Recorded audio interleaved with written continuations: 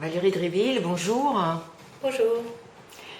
Vous jouez Tchekhov, vous jouez Arkadina depuis plus de mois à l'Odéon Théâtre de l'Europe. Et c'est une mise en scène de Thomas Ostermayer dont on parle beaucoup en ce moment. Il a fait beaucoup parler de lui, ce spectacle, parce que d'un coup, on n'attendait pas du tout ce genre de discours de Thomas Ostermayer.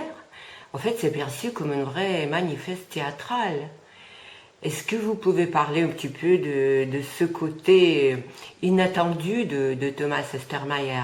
Donc, vous qui avez travaillé avec les plus grands metteurs en scène, vous avez commencé avec Antoine Vitez, Claude Régis, Françon, Vassiliev, beaucoup, et donc à présent Ostermayer. Et c'est la deuxième fois que vous travaillez avec lui. Avec Christiane Lupa aussi.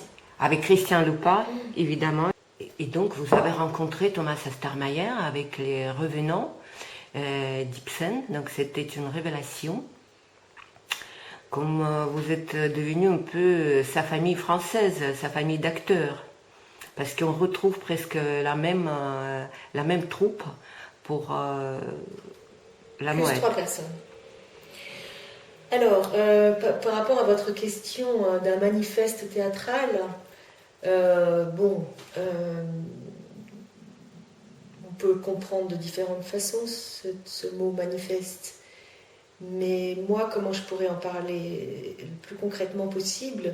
D'abord, ça passe à travers un texte. Dans la tradition allemande, les traductions sont souvent des adaptations. Donc c'est le cas ici. Le traducteur, c'est Olivier Cadiot, donc traducteur-adaptateur, on va dire.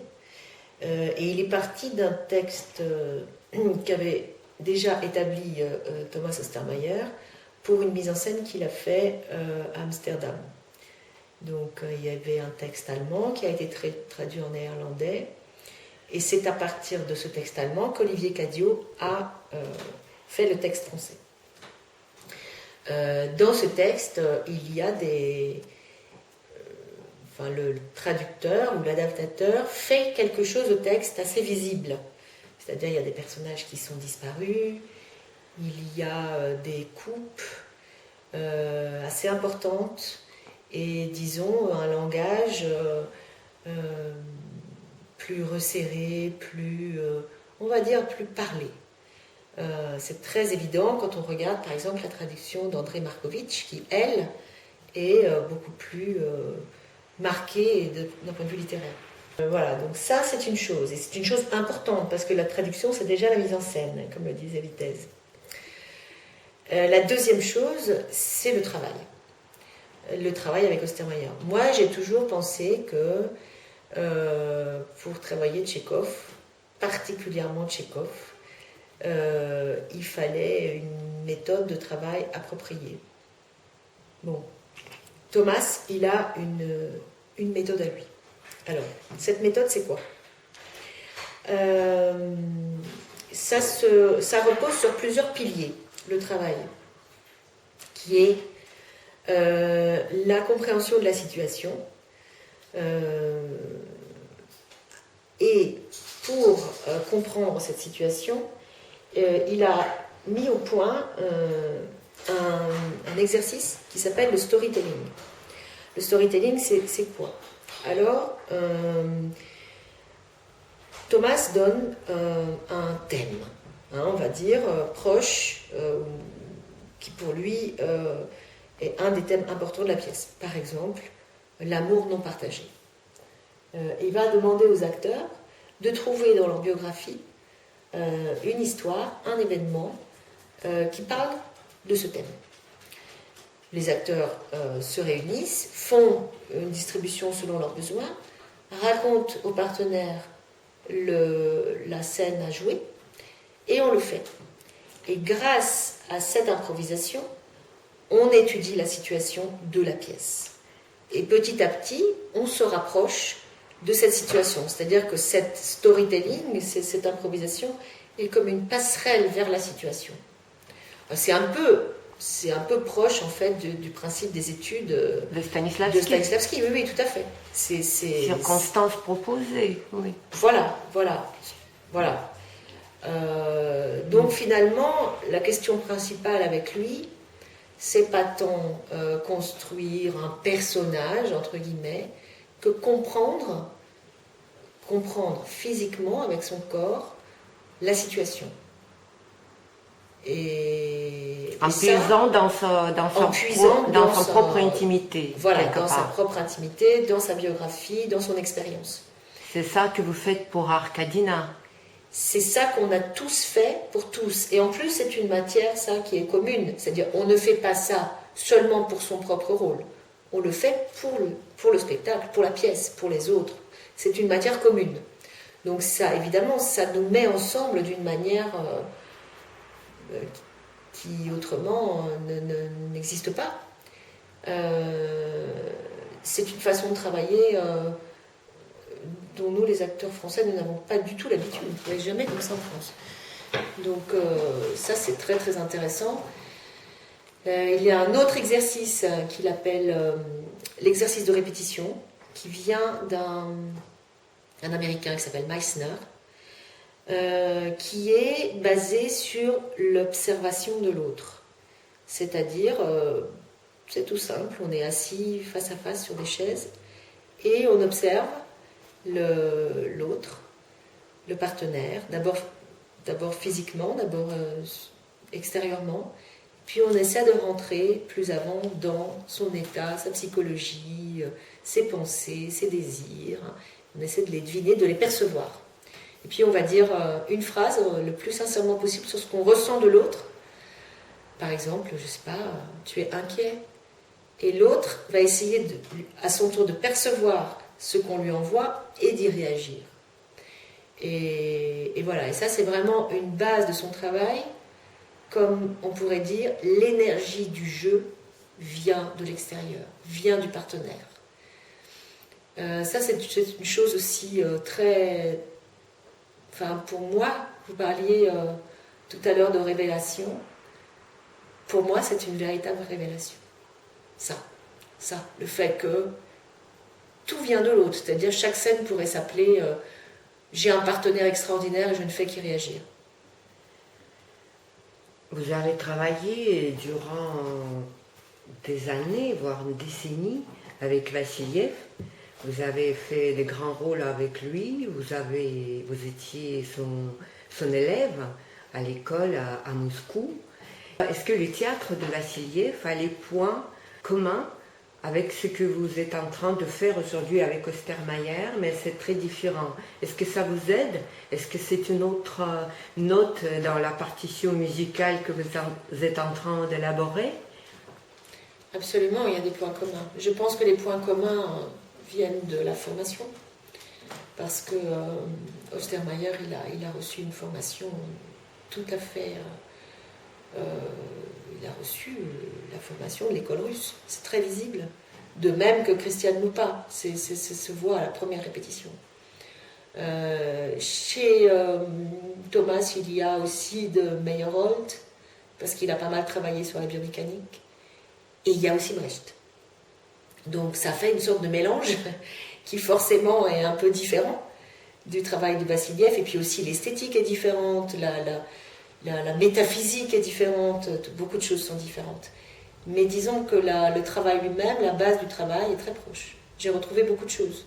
Et même sur la relation spectateur, la relation partenaire, la distinction entre la personne et le personnage, tout ça est de la même famille. Vous parliez tout à l'heure de famille, mais c'est vraiment de la même famille. On voit bien d'où ça vient, tout ça. Et puis il y avait un moment très perceptible dans le spectacle, c'est la joie, le plaisir de jouer. Oui, oui, tout à fait, tout à fait. Qui rejoint aussi l'idée de Vassiliev. Absolument, c'est un théâtre absolument ludique, où l'acteur est... c'est l'utopie d'Ostermayer et on le suit là-dedans, où l'acteur est créateur de son propre rôle et où l'acteur sait ce qu'il fait. Et ça, c'est une différence très grande avec un théâtre qui n'a pas cette conscience de soi et de travailler avec son instrument, oui. On a parlé du manifeste. En fait, en quoi c'est manifeste, d'après ce qu'il a dit, Thomas. En fait, c'est une charge contre un théâtre post-dramatique. Pour lui, le théâtre, c'est quand même l'histoire, les personnages et l'auteur. Cela veut dire essayer d'être au plus proche de ce que voulait dire l'auteur du texte, de ne pas inventer quelque chose uniquement que toi-même, en tant que metteur en scène, tu voulais dire et coller sur le texte. Et ça, il a dit haut et fort. Et dans le spectacle, en fait, on entend ça, parce que ce que faisait à l'époque Treplev aussi. Et il était contre les clichés du théâtre de son époque à lui. Au fait, aujourd'hui, Esther Mayer, elle fait la même chose, ce qu'elle transpose au théâtre d'aujourd'hui. Cela veut dire, l'effet de la mode, c'est que tout doit être post-dramatique. Et lui, il dit non, mais je ne suis pas d'accord. Est-ce que tu peux parler un peu de ça? Chez nous, c'est pas aussi clair que ça, que tout est post-dramatique. C'est plus mitigé. Hein. On n'en est pas encore arrivé là, où on a pris d'autres chemins, je ne sais pas exactement. Donc, je ne sais pas si la question se pose tant que ça en France. Je comprends qu'elle se pose très fort en Allemagne, et que lui propose autre chose aussi en tant que directeur metteur en scène de la Schaubühne, et qu'il est beaucoup critiqué pour ça. Pour lui, ce qui compte, c'est la vie. Voilà, c'est ça, c'est-à-dire l'histoire, les personnages, la situation, la pièce, l'auteur. Mais surtout, c'est la vie. Donc, il considère qu'on est des gens réunis qui ont la capacité d'observer les comportements de nos contemporains et de nous-mêmes dans la société dans laquelle on vit. C'est-à-dire des comportements dans l'intimité, mais aussi dans la société. Et c'est ça qu'il nous demande. Et de le faire sans les clichés du théâtre. Et pour ça, il a une structure de travail, une méthode pour éviter toute cette fausse théâtralisation. Une fois, il a donné une métaphore qui pour moi est très parlante, et très claire. Justement, on lui dit vous critiquez le théâtre psychologique alors que vous en faites. Et il disait, alors voilà, c'est toute la question, qu'est-ce que c'est la psychologie? Quand je vois des spectacles où les acteurs surjouent, appuient sur la pompe à émotion, ben je n'aime pas cette psychologie. Par contre, quand je vois deux personnes qui s'aiment et qui dansent ensemble, l'énergie qu'il y a entre elles, elle s'appelle aussi psychologique. Et c'est ça que je cherche. Voilà, pour moi c'est très clair. Mais revenons vers Arkadina, vers Treplev, vers la problématique de la Moette, parce que c'est une pièce sur l'art. Il y avait quelque chose qui m'a beaucoup étonnée, frappée presque, dans la conception de Stermayer. C'est qu'il a, comme cadre pour cette histoire d'artiste, il a mis la photo de bagne. On voit les prisonniers de bagne de Sakhalin. Et c'est comme un préambule à tout le spectacle. Et d'un coup, on voit tous ces gens d'une manière différente. Je raconte de mon point de vue de spectateur. Ça veut dire, d'un coup, on les voit dans un petit monde, dans une espèce de bulle, qui ne voit rien sauf leur petite histoire à eux. Et au fait, on a une tradition que des grands acteurs, Treplev comme figure tragique d'un artiste non compris, etc. Et on avait l'impression que Stermayer, elle n'est pas tout à fait d'accord. Elle dit oui, ce sont les gens comme nous tous. Et il ne le met pas sur un piédestal, Kostya Treplev. Et Nina aussi. Par contre, Arkadina, c'est une grande actrice. Mais elle est égoïste. Et au fait, c'est ça qui crée le drame de Kostya. Je ne sais pas pourquoi, mais quand j'étais, j'ai vu, c'est pour la première fois, j'ai jamais pensé à ça. Quand je regardais les relations entre Arkadina et Constantin, j'ai pensé à une phrase qui m'a été dite par le fils de Peter Ustinov, qui était un artiste, un sculpteur, un très bon sculpteur, mais qui m'a dit que toute sa vie, il a énormément souffert du fait d'être le fils de Peter Ustinov. Parce qu'on l'a regardé toujours non pas comme quelqu'un qui est un artiste à part, mais comme le fils d'eux. Et il a dit pourquoi on ne parle jamais des souffrances du fils. Non, Elle bien avait sûr, cette expression, bien et sûr. ça m'a fait penser, le spectacle de Starmayer, ça m'a fait penser à ça. Oui, oui, bien sûr. Bien sûr que c'est le drame de Kostia. Et même, je dirais que la pièce va encore plus loin, c'est-à-dire non seulement il souffre d'avoir été le fils d'eux, mais il souffre de ce que les pères, enfin là particulièrement c'est la mère, ne lui laissent pas la place et qu'il en meurt. Et c'est tout le drame à échelle plus sociétale des jeunes, des vieux qui ne laissent pas la place pour les jeunes. C'est un des très graves problèmes. Dans le théâtre, aujourd'hui, on le voit bien. Par rapport à Arkadina, c'est une grande actrice, certainement. Moi, ce que j'aimerais bien qu'on voit, c'est que ce métier, cette profession, aussi belle et passionnante qu'elle soit, merveilleuse, elle détruit aussi les gens. Et si elle est si égoïste et si fermée et si peu à l'écoute de son fils, c'est aussi parce que, voilà, ça l'excuse pas, hein, je ne suis pas en train de l'excuser, mais ça fait des dégâts, quoi. Ça, c'est sûr. C'est sûr, surtout dans son cas où elle est quelqu'un qui a reçu beaucoup de succès. Beaucoup, beaucoup, beaucoup, beaucoup. Voilà, donc il y a des choses qu'elle ne veut pas voir. Elle ne veut pas. Elle se protège. De tous ceux qui sont là, moi je trouve que c'est une de ceux qui quand même arrivent à vivre. Elle se débat, quoi. Elle se débat pour vivre. Elle a une force Absolument. de vie incroyable. Incroyable. Incroyable, incroyable. Elle ne se met pas du tout en question, elle fonce tête baissée, quoi. Mais elle se sauve, oui. Elle se sauve. Alors on ne sait pas ce qui va lui arriver après l'annonce de la mort de son fils. Ça, c'est une question pour moi. Comment on peut survivre à ça, même elle?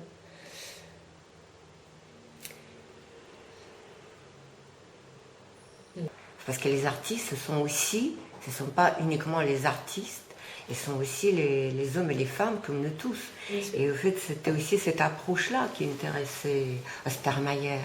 Mais je pense que c'est à cause du processus ou grâce, c'est-à-dire, par exemple, moi j'avais très peur de ce rôle. Arkadina, parce que c'est tellement emblématique, et on a une image comme ça de la grande diva, etc. etc. Ça me faisait très peur parce que je me sens... C'est un peu idiot, parce qu'après tout, pourquoi pas jouer ça? On peut très bien jouer ça plutôt qu'autre chose, mais ça me faisait très peur, quoi. Et puis, toutes mes craintes se sont dissipées quand on a commencé à travailler, parce que quand on commence à travailler la situation, forcément on oublie ça. Ça, c'est la pièce qui le fait. Mais soi-même, on n'a pas à le jouer. C'est là, c'est dans la situation même. Les costumes, les lunettes, c'est tout. Il n'y a rien à faire d'autre. Il n'y a que à jouer la situation. Et la situation, elle est plus grande que le personnage. Elle est plus grande que nous-mêmes. Elle est même plus grande que la représentation. La situation, c'est la situation des gens. Donc le théâtre est là comme un instrument pour parler de ça. Mais le théâtre n'est pas une fin en soi, quoi. Donc la situation, elle est règne. Et voilà, et je suis vraiment contente de faire ce travail pour me rendre compte de ça, parce que c'est assez rare. Une touche très intéressante, en fait, qui m'a fait penser à Vitesse, à tes débuts avec Vitesse. Toile de fond de la Mouette, c'est une jeune femme, artiste, peintre, qui, durant tout le spectacle, est en train de créer devant nos yeux une aquarelle japonaise. Donc noir et blanc, genre montagne hausse, ça veut dire le genre traditionnel japonais. Et ça donne une lyrisme et une distinction assez émouvante à toute la mise en scène de Stermayer, parce que d'un coup tout est plongé dans aujourd'hui, ici et maintenant. De l'autre côté, ça reste une œuvre d'art. Et donc cette éternité qui sert de toile de fond, qui apporte une note de lyrisme à ce spectacle. Et donc ça me fait penser à 4e journée du Soleil de Satin, où tu as joué le rôle de Donia Saint-Épée. Et justement, là-bas aussi, il y a le peintre japonais qui fait... Tout à fait. Ouais, c'est vrai. La peinture traditionnelle japonaise, et même Don Rodrigue, qui exerce un peu dans le même genre. Donc pour moi, c'était comme une boucle qui est bouclée quelque part. C'est joli, ça ne te fait pas penser à ça? J'y avais pas pensé moi-même, mais bon, merci d'y avoir pensé. Et aussi, encore une fois, Stermayer, parce que toujours, il apporte une vision très très différente de ce qu'on a l'habitude de voir, une lecture différente. Et ça, c'est par exemple cette idée qu'au fait de Tchekhov, auteur engagé, que c'est vrai qu'en lisant ses pièces, surtout La Mouette, on voit, normalement on voit pas très bien l'auteur engagé. Et ce qui fait Stermayer, la charge de ces gens-là, enfin c'est comme ça que j'ai perçu, en fait c'est leur drame, c'est qu'ils vivent un peu coupés du monde, de la souffrance, de la misère, de la pauvreté, des problèmes, le monde, faut agir politique, agir tout simplement en tant qu'homme, ce qui a fait Tchekhov quand il est allé voir les bagnards pour attirer l'attention sur la problématique. Et d'ailleurs, il n'est pas sorti indemne parce qu'on sait que tuberculose, il a attrapé là-bas. Et donc on voit tout ça dans le... Qu'est-ce que toi, de l'intérieur, comment tu perçois ça? Est-ce que vous avez parlé de tout ça durant les répétitions? Oui, il en a parlé. Il nous avait même demandé de lire Le Voyage à Sakhaline.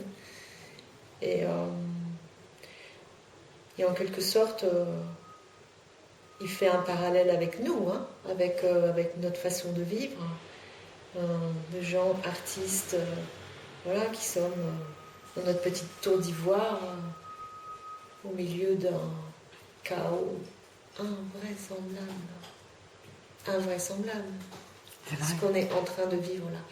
Ouais. C'est un chaos absolu. Voilà, et puis nous, on est là, on regarde de l'Odéon. C'est la même chose que ce qui se passe dans la pièce. Voilà. C'est bien d'en avoir conscience. Mais lui-même, il est artiste engagé, si j'ai bien compris, quelque part. Il s'engage dans les causes humanitaires, dans le conflit. Oui. Je crois qu'il l'est, mais pas d'une façon où il... comment dire? Pas d'une façon... parce qu'il y a aussi une façon d'être engagé aujourd'hui très velléitaire. Et il ne le fait pas comme ça. Il le fait parce que c'est son cœur qui parle. Et il ne le fait pas d'une manière frontale et d'une manière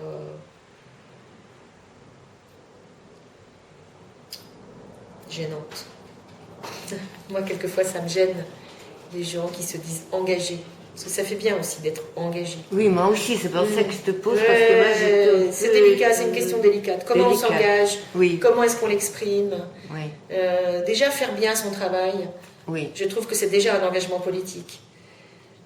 Après, comment on se positionne vis-à-vis de la politique ou de l'actualité à travers son art, ça c'est encore une vraie question et difficile et personnelle. Et